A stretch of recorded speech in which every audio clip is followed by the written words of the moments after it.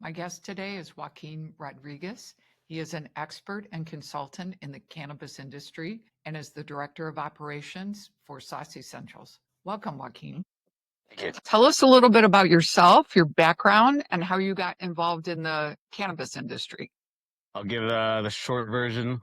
Came from a mechanical engineering background as far as education wise. Hopped into business as well.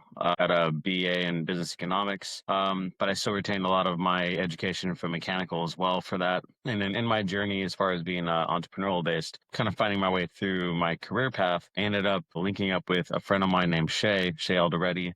He's a long-term cannabis advocate and a serial entrepreneur in that space as well. And he had a brand that was emerging up and coming, and he needed a strong partner to come in and help him fill out some of his ops and leadership roles. That's where I hopped in 2017 to help him more on the biz dev side, and then also developing the layout for a distribution and manufacturing facility. And that was the pivotal moment where I kind of, took a headfirst dive. And he educated me a lot on some of the cultural ins and outs of the cannabis industry, but I dived a little bit further, more so on the manufacturing side. And that's where I started to develop my own manufacturing processes for producing some of the concentrates within the cannabis industry. So I started to build those for not only our brand, but also for other people's brands. And that led into the consulting area. So I built about half a dozen manufacturing facilities, cannabis distillation laboratories, producing the distillate that would you'd go into all kinds of products, from vape pens to edibles to anything. You put those in drinks if you want. And so I did that for a long time, building teams, management teams, 24-hour manufacturing facilities. And then as I got through that process, I went into more of the executive management role for brands, and did consulting for other brands as well. And then that led me into Sauce around December of 22. And there's an opportunity there for this brand as well, as it was emerging and growing. I knew the owner from the past as well. And he pitched me a really good story and a really good vision. So I decided to take that leap and remove myself mainly from a lot of predominant consulting areas into a more kind of strategic long-term position with Sauce. That's fascinating. Fascinating. And was this all in California or? As far as the consulting side, it did span a couple states, dealing with some other regulatory bodies in a few states, but predominantly in California with regards to a lot of the manufacturing facilities. Yeah. Great. So is on the manufacturing side, is that all regulated by the FDA or what is the regulatory process there that you have to be aware of? Yeah, good question. The FDA does not like this industry. It's because cannabis as a holistic medicine from where it was derived from, historically speaking. If you go down a rabbit hole, it was used as a medicine for thousands of years. It kind of has a wide application for ailments. FDA like single purpose. This pill fixes this problem only. They don't like kind of that it does multiple things. So the FDA is not involved at all. Okay. However, a lot of the manufacturing buildings and the operators for those buildings will often get GMP certifications and OSHA standard certifications. They adhere as much as they can to other regulatory bodies for safety and operation. As far as and then also the equipment itself is has certifications for its safety as well, like PSI certification.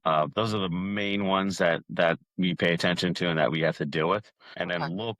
local like fire and safety, health, food and safety. Those are the regulatory bodies in the municipalities that we have to deal with on a daily for those. Wow. Lots of things there. Yeah, a lot of moving parts. So how is the business model from Sauce different from the consulting that you did that was more in the operational and manufacturing?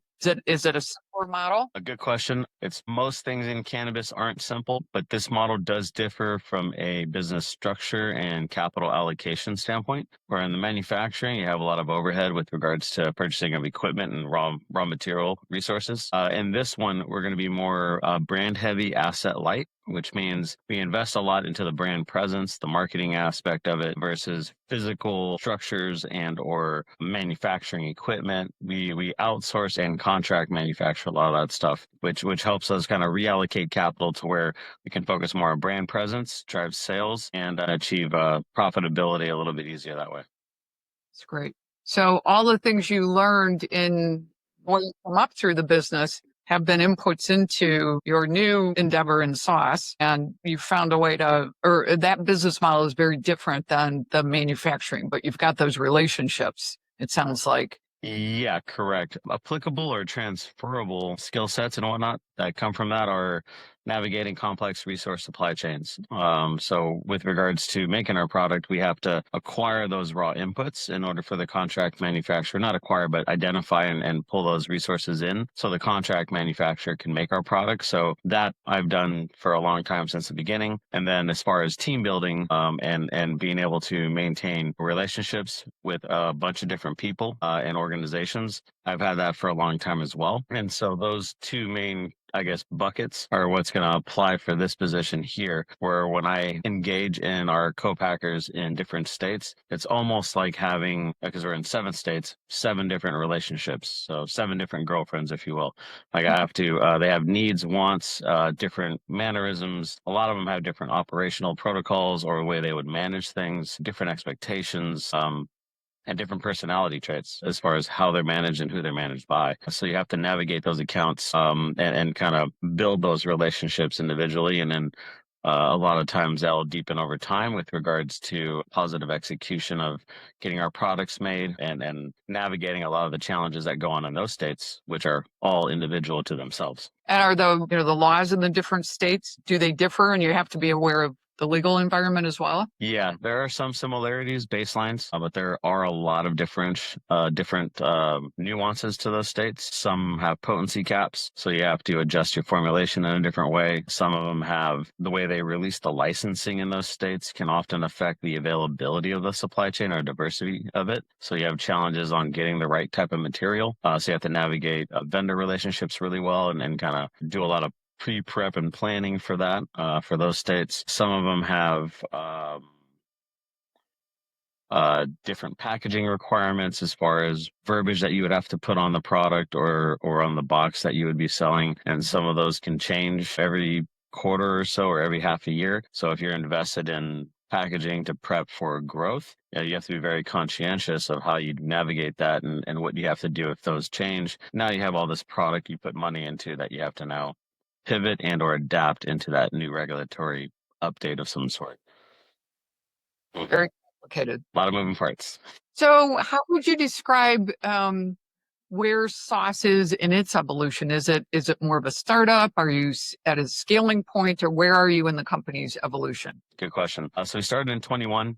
We're now in 25. So we passed the startup phase. We're in decent seven-figure range as far as revenue. We're in a growth phase that is also navigating a contracting economy as well. So we're having to change a little bit of our sales and marketing strategy just to accommodate some of that. But we're in a growth phase where we have a lot of action that we can do for expanding into other states. However, allocating capital to those states that may be new to recreational cannabis can be a little bit jarring and also capital intensive with regards to how fast those regulations can change, given that they'll release something, for example, they'll release something as far as you're now allowed to do it. And then 4 or 6 months later, we're going to add this constraint.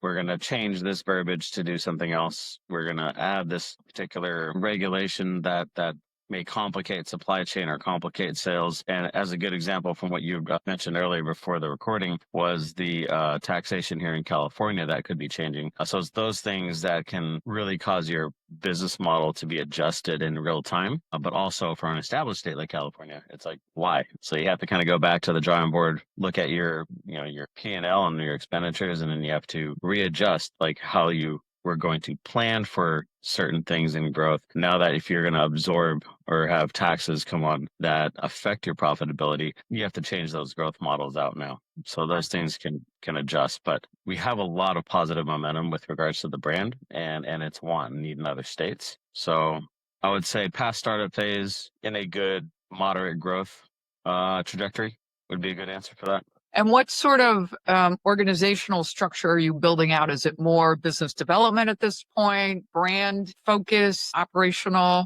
or all of those things? A little bit of everything. We're doing some restructuring in our sales and marketing side. We have some innovation pipeline stuff that we're coming down the line that we can probably release in Q3. And we also expand into the hemp space as well, because it kind of bleeds with regards to its product format and consumer acceptance. They kind of have a similarity in there. So it makes sense to kind of also have that brand presence.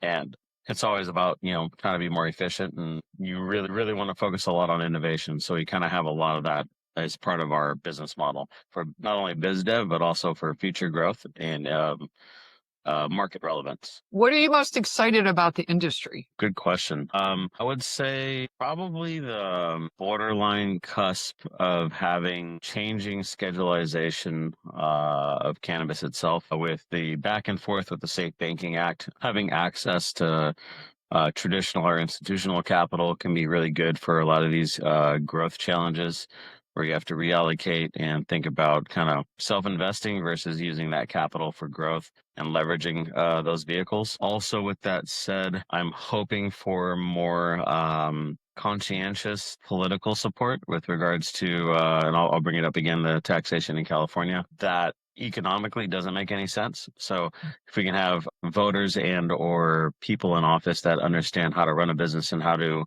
know the challenges that we are facing as an industry, having those relationships so that they could adjust that type of taxation, so that we can thrive and grow and provide more capital back to the state via normal taxation. Those are the things that I would look at that excite me, because it helps us solidify a better future.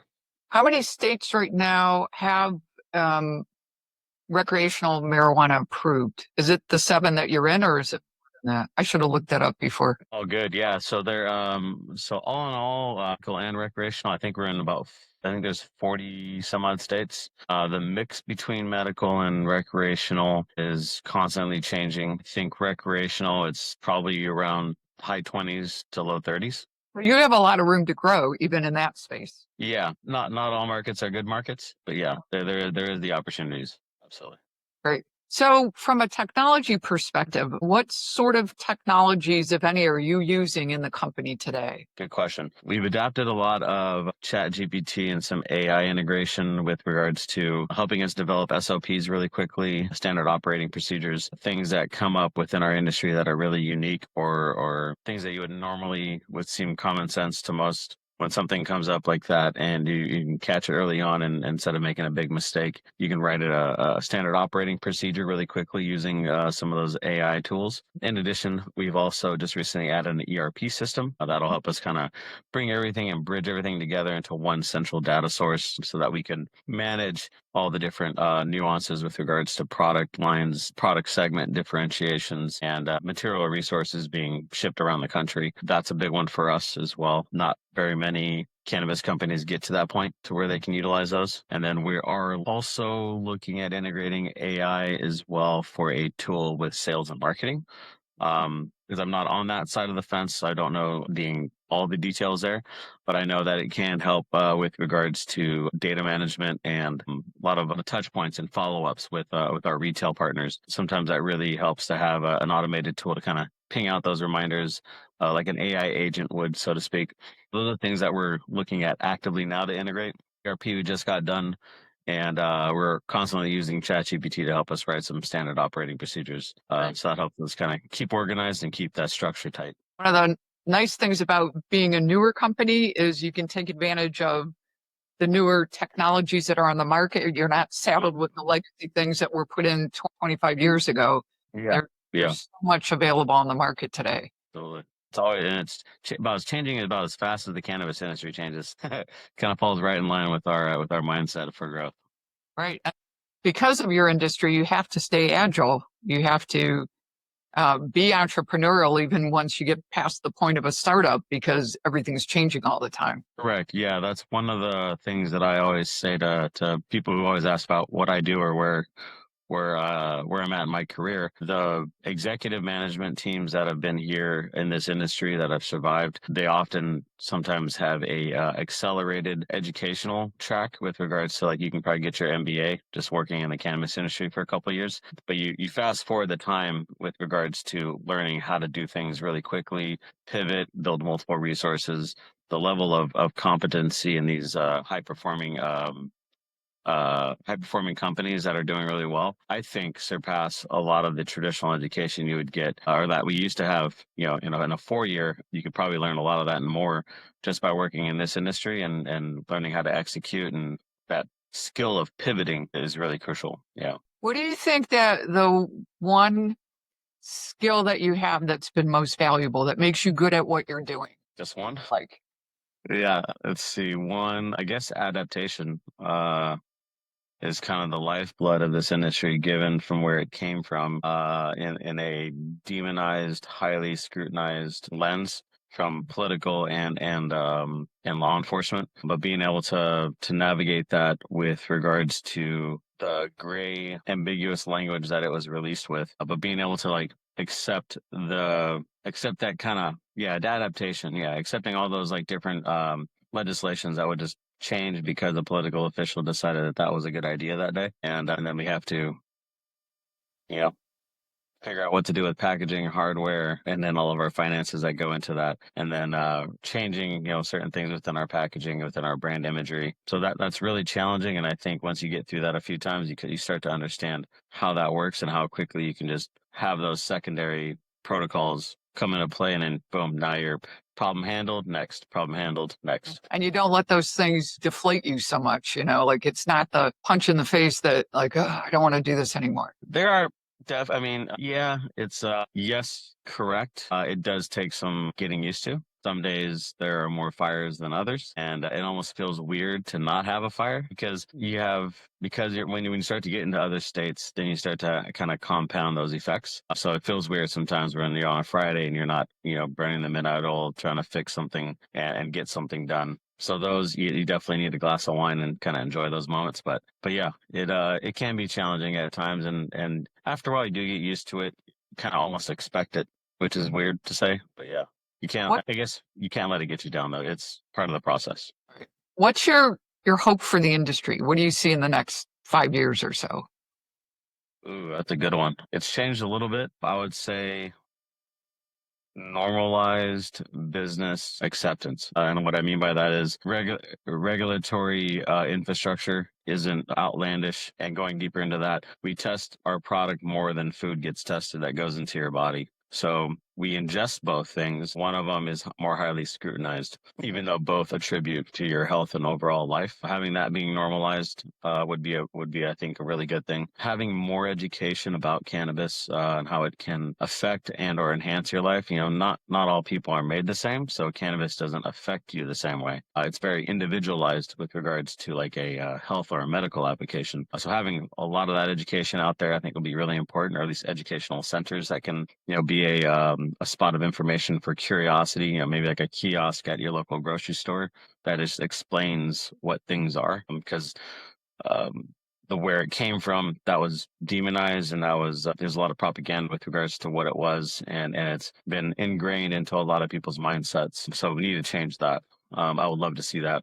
And then also for the medical side specifically, just more research on its application to medical benefits, whether it be anxiety, PTSD, migraines, headaches, you know, and adapted into me. And being a focal point for education within our school system. So coming from college, there's all kinds of classes you can take for botany, ag business, where I went to mechanical engineering school in Cal Poly San Luis Obispo. There's a big ag business school. They teach you a lot about soil science and botany and how to, like, rotational crop harvesting and how it replenishes the soil very efficiently.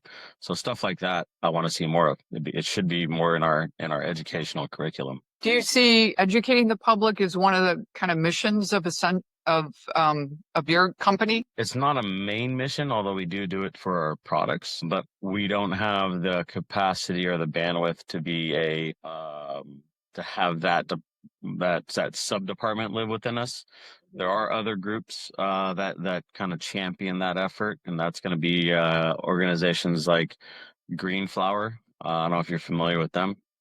Not Max Simon, the CEO of that company, has done a tremendous job in perpetuating the educational prowess of that industry, where he's actually gone as far as getting contracts with colleges, universities for teaching about cannabis. He's really dove hard into that lane, and so always happy to see him, lock in another college to provide access for curriculum, which also can expose those students to possible new career opportunities. But yeah, so we do it specifically for us, for like our product, but in general, market wide, that would be like a company that would be, I guess, having that particular business presence. right. Well, Joaquin, this has been very educational. I really appreciate you taking the time. I wish you all the success with Sauce Essentials. Appreciate that. Thank you so much for the opportunity.